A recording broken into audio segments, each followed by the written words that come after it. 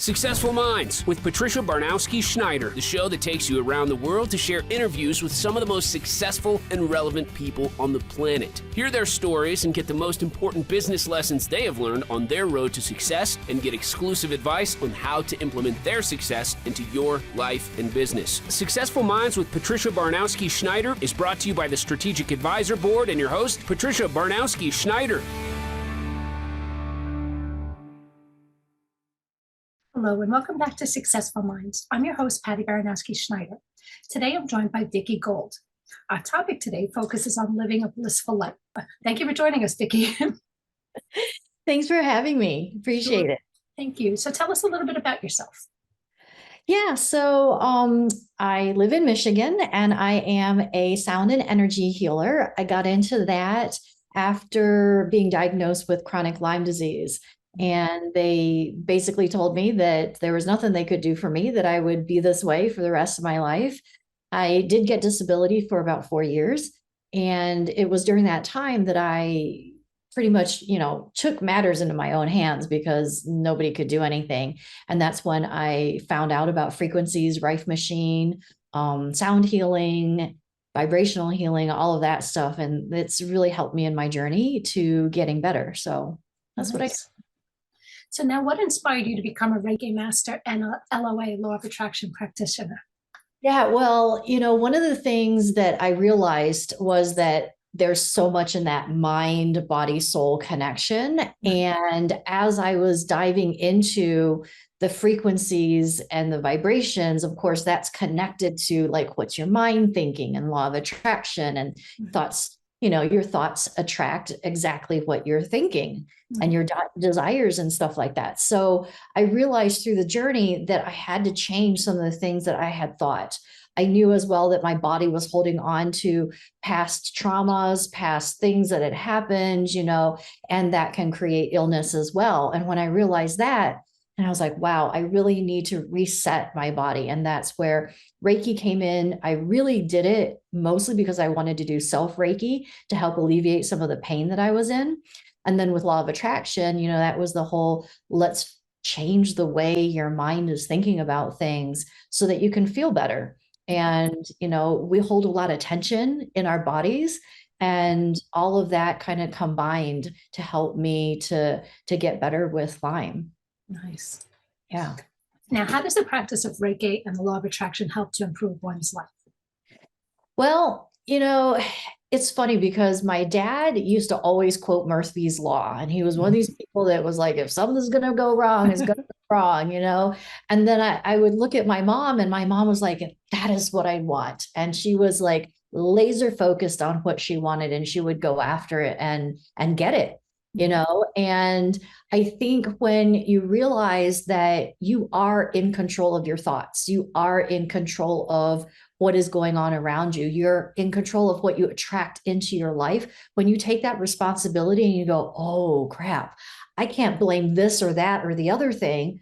It's not because, even I had mentioned past traumas, we can't blame those things. Yes, those happen. And yes, we need to work through them, but I don't want to be a victim anymore. I don't want to blame the reason why all these things are happening to me or have happened, including the illness on all these other things. I want to be in a position where I'm saying everything in the world, which, because this is true, is happening for me. It's not against me. And what's the learning in it? Because sometimes we see things as negative and they're not necessarily negative. You might find out later. It's kind of like that Garth Brooks song, right? The unanswered prayer. Thank God for unanswered prayers, right? Because sometimes we think we want something and it's not really that great for us. We learn the lesson. We're like, yeah, that's why that didn't work out. And I think that shift and that reframe really helps us, just not in the thought pattern, but also physically, because your body's more relaxed. Your vibration is higher. Like I said, you're not holding on to that tension. So it's so intertwined. Right. No, that's good. Now, what tips do you have for anyone interested in learning how to use the Law of Attraction in their own life?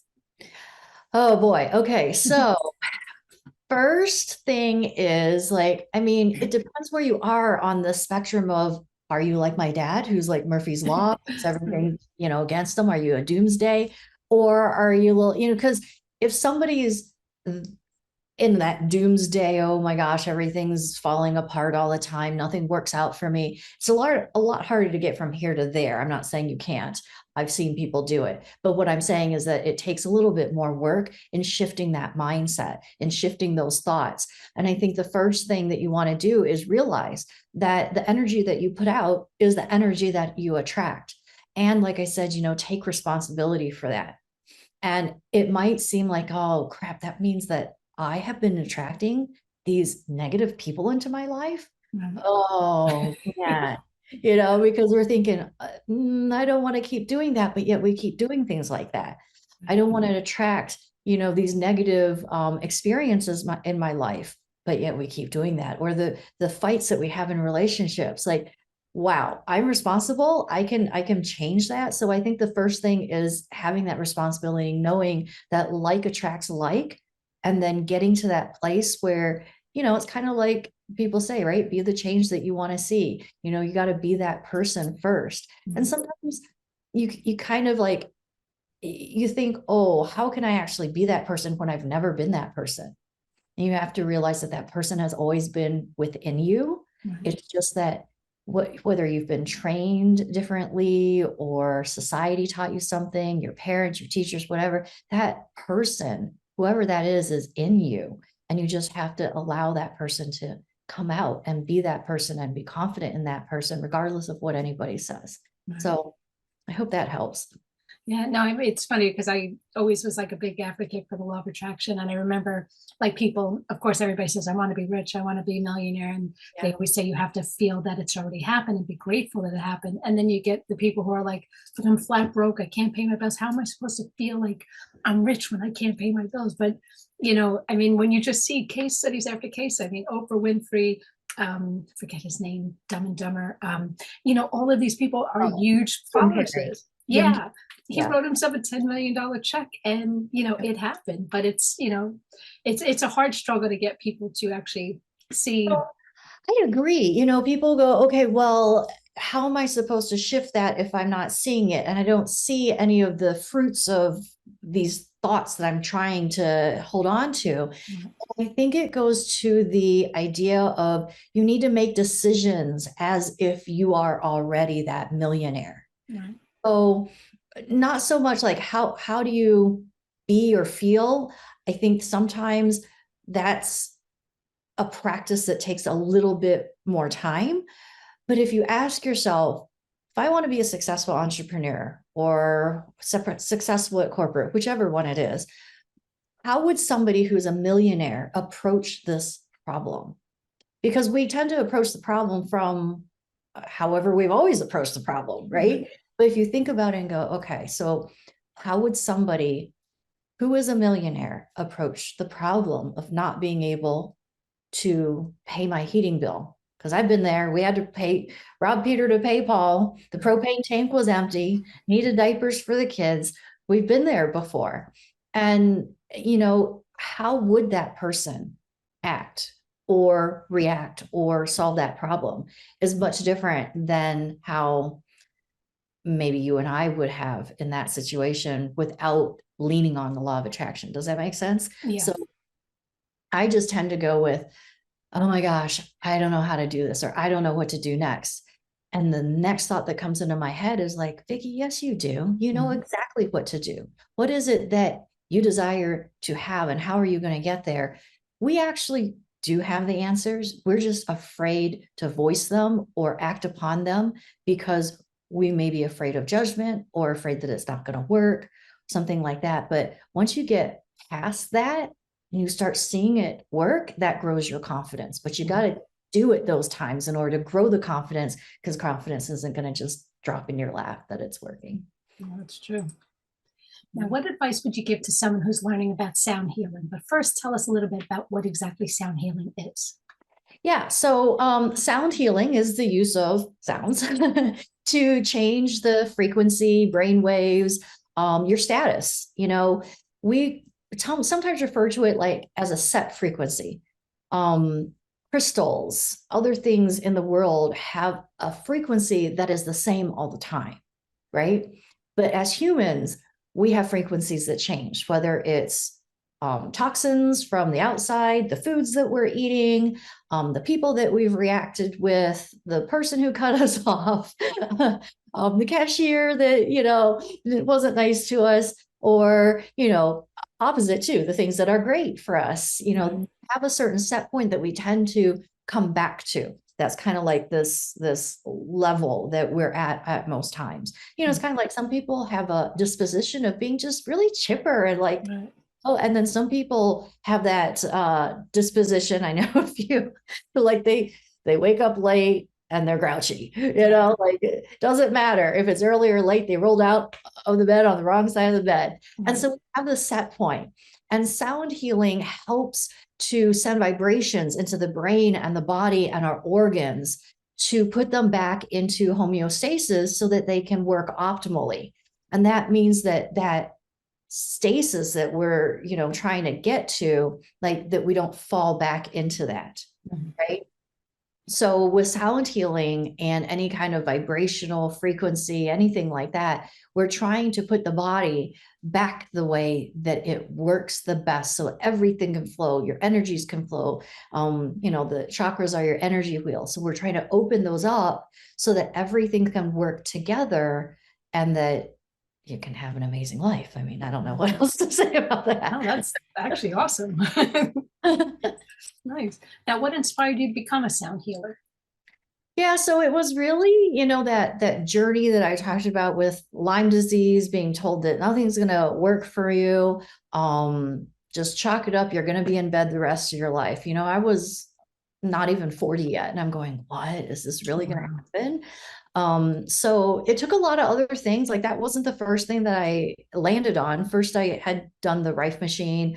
I became an herbalist. So I learned a lot about herbs, essential oils, things like that. All those have frequencies too. So all of that in combination just eventually led me to sound healing. It wasn't all just boom, all at once. It was just one after the other. And I'm like, oh, what is this? Oh, what is it? I'm like, oh, wait, what is that? Right. And then I just got really interested in it. Oh, nice. I mean, I don't know as much about it, obviously, but I remember reading somebody who was preaching things like with the law of attraction. They were saying how everything is like vibration, like even the wall, it's just, Yes. it's there, but everything is vibration. And it just, it kind of shed a whole new light on things. Yeah. I mean, everything is vibrating. It looks solid to us, but everything's vibrating. Right. Now, how exactly does sound healing work? So usually when you're talking about like, let's just take like a sound bath, right? The healer or practitioner, whatever you want to call it, will generally ask the person, what is it that you're here for? What do you want to work on? A lot of times a sound healing session, let's call it a Dixie cup, and they come with a gallon jug and they want to pour this gallon jug into this little Dixie cup. And they're like, I want to fix all these things. I fix my career, my relationships, my money, my, everything. They want to fix it all. So the best thing to do really is to focus on one thing at a time. Right.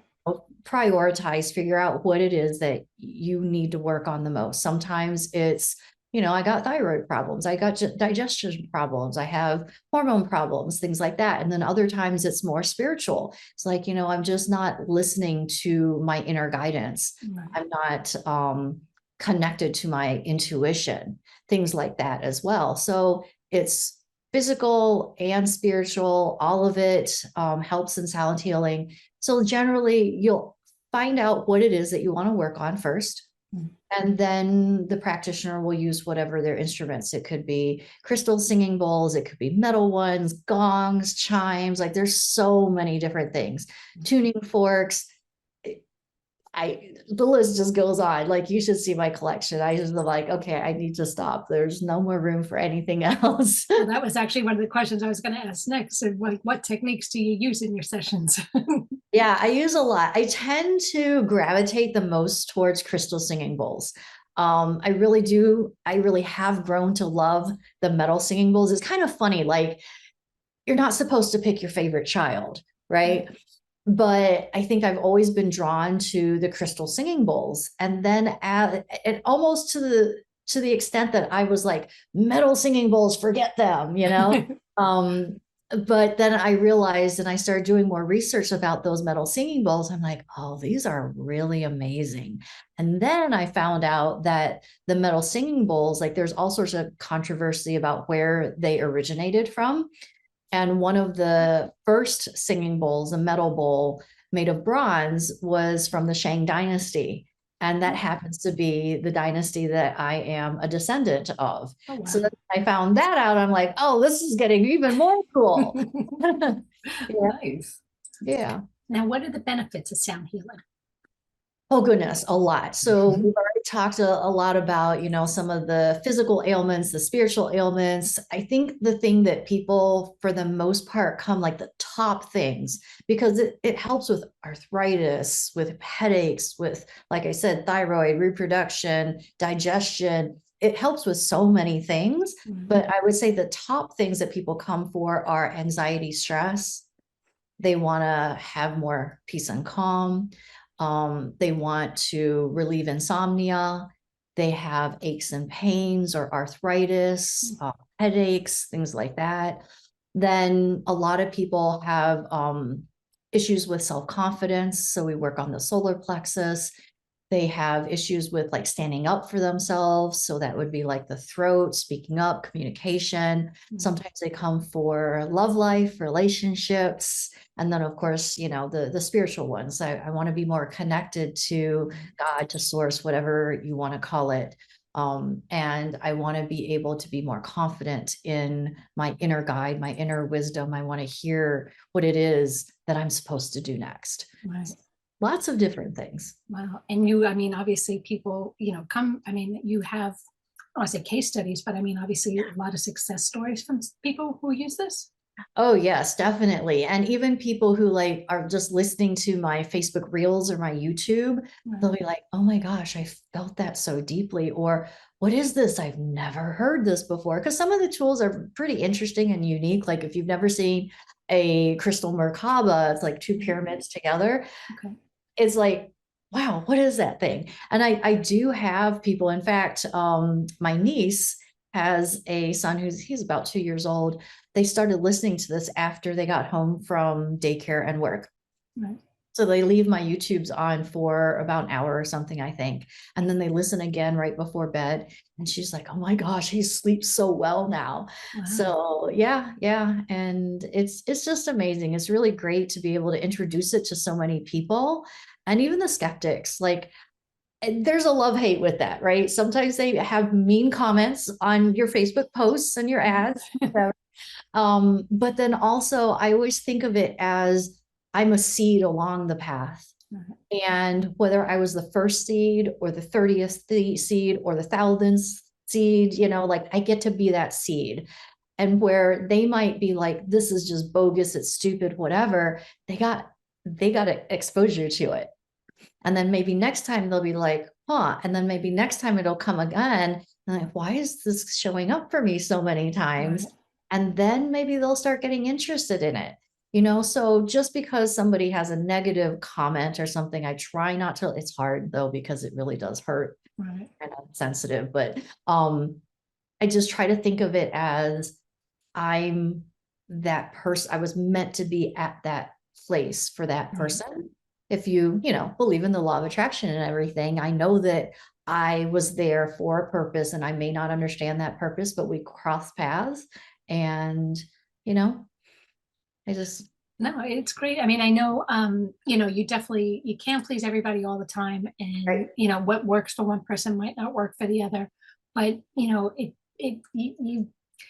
pretty much have to find what works for you. And obviously it works for some people, I mean, you can't really knock it, I mean, Right. I know I've done a lot of things where, like I said, it works for some, it just doesn't work for me, but I'll keep trying.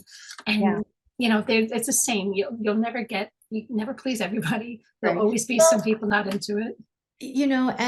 And like you said, it works for some people, it doesn't work for others. And it might work for you one day and not work for you a different day. Because one of the key things for somebody who's receiving sound healing is that they need to be open to receive. They need to be open to the experience, open to whatever passes through.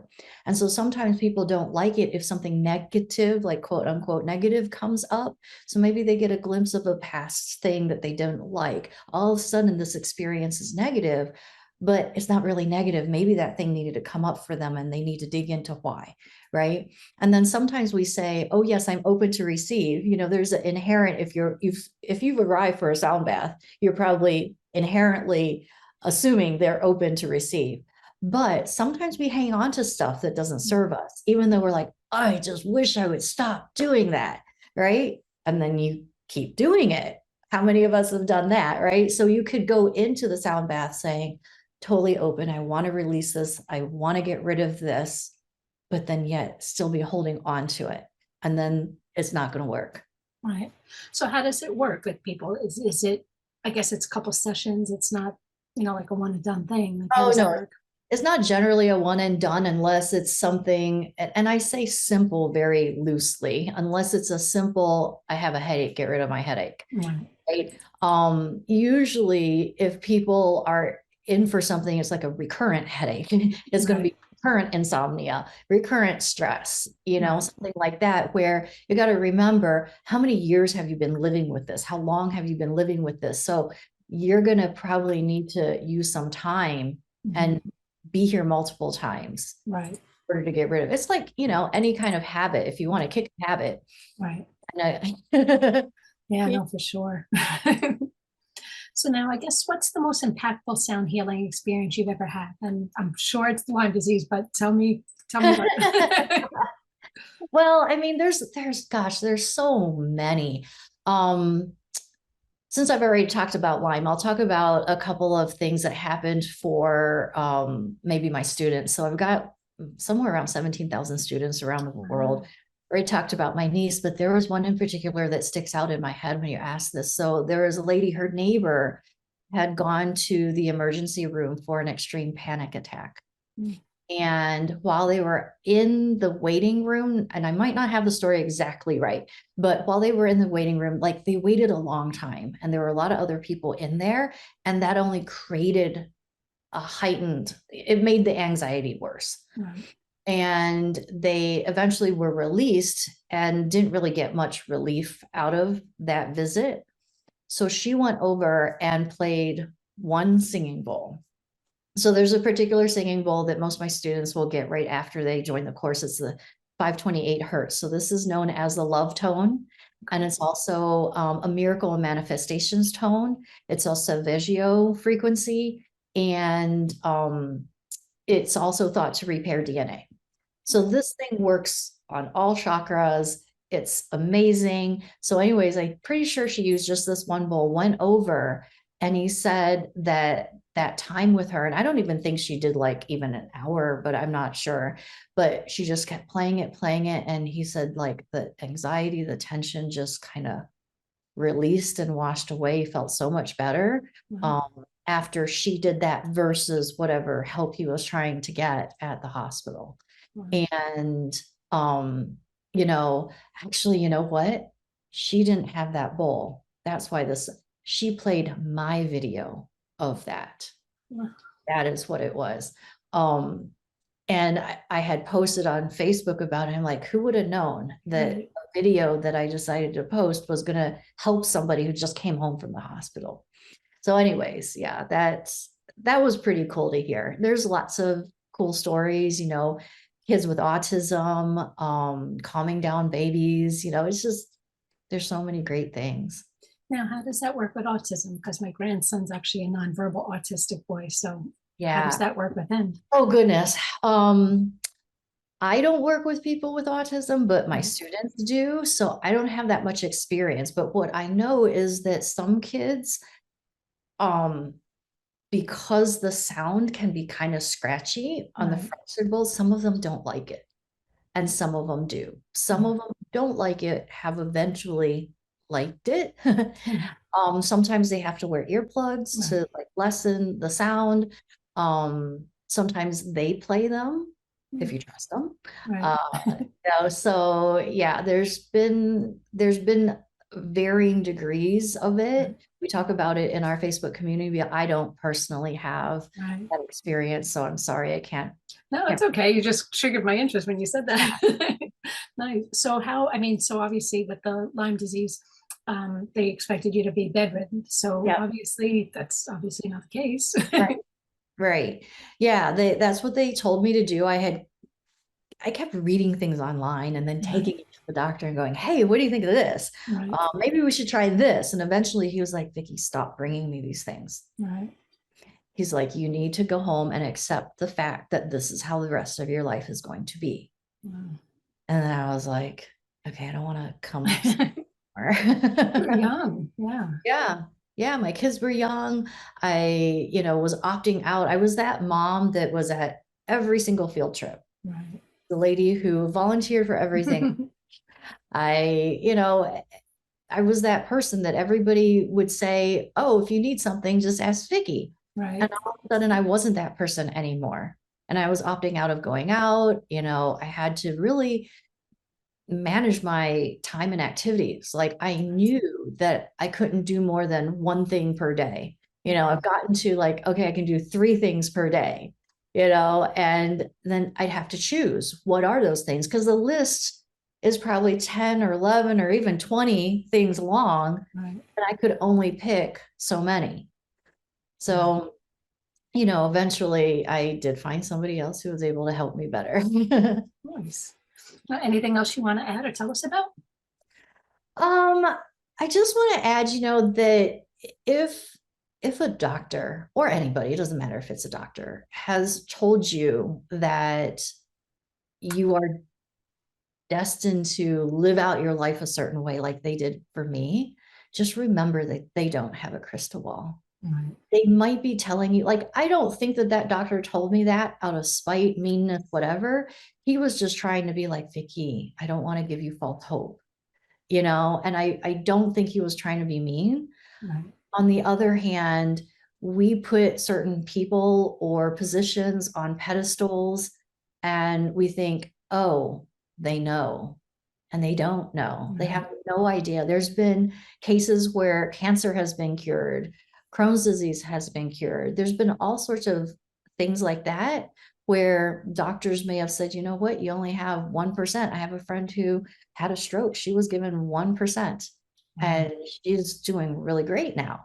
And they just can't predict the future. Right. So don't accept that somebody can tell you, because you get to control what happens in your life. Even if I was still bedbound, with the shift in my mind, it wouldn't be as what would that word be? It wouldn't be as sad, I guess, for me as it was back then, because I really lamented that life that I lost and the life that I thought I was going to have and the dreams that I thought I was going to have to give up. But when you realize that you get to control all of that, that, don't let somebody else tell you what your destiny is. Nice. Very well said. Now, how can people get a hold of you or to learn more about what you do? Yeah. So I'm on Facebook, Instagram, TikTok. If you look up Life Changing Energy, that's also my website. And then, if you want to connect with me on Facebook, I have reels and stuff like that. It's Vickie Gould, just spell it right, Vickie. No, what? That's right. So any of those ways works. Okay, cool. Well, thanks again for being on the show. Again, Thanks so much for having me. Thank you. Again, that was Vickie Gould. Thanks for listening to Successful Minds with Patty B. Never miss an episode by subscribing to the show here. So thank you, everyone. Thank you for listening to Successful Minds with your host, Patricia Baronowski-Schneider. Please leave your feedback and visit strategicadvisorboard.com to get the latest and greatest business advisement on the planet. Follow us on social media for updates, and we'll see you on the next episode.